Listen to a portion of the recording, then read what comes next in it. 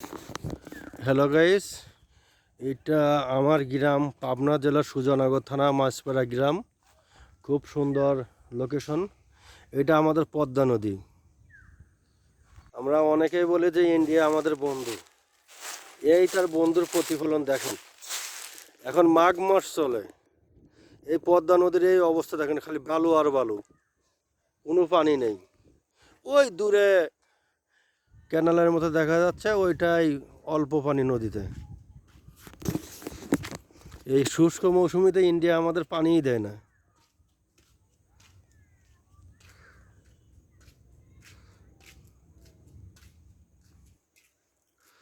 এটা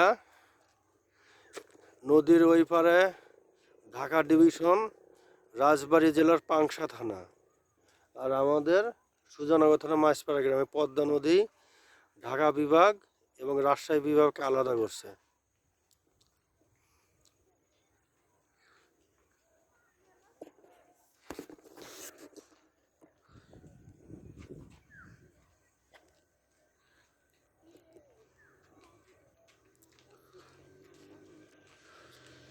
দূরে এগুলো পদ্মা নদী, সূর্য কি সুন্দর। দূরে দেখা যাচ্ছে রায়পুরের হাট।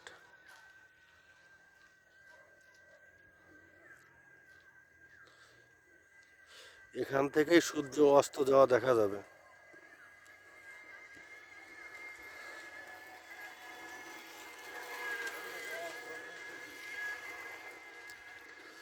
শুধু বালু আর বালু।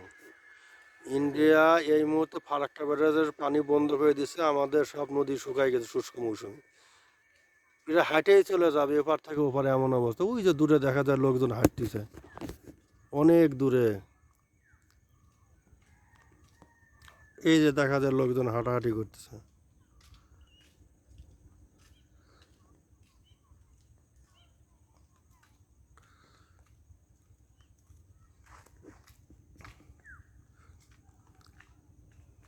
এই যে দূরে নদীতে মাছ মারতেছে নৌকা দিয়ে।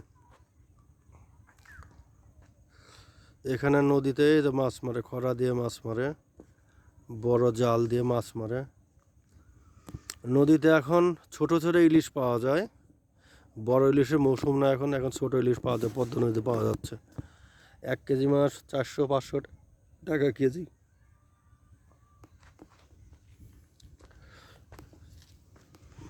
এইটা আমাদের গ্রামের নদীর ধারের রোড।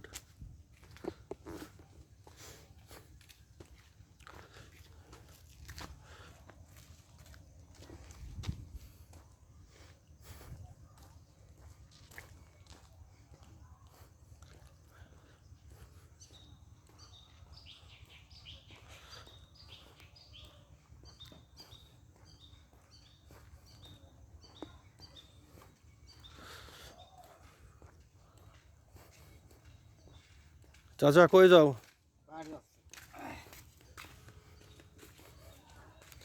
এটা নদীর ধারে আমের গাছকে খুঁড়ে পানি দেবে, সার দিবে, আম ধরবে প্রচুর।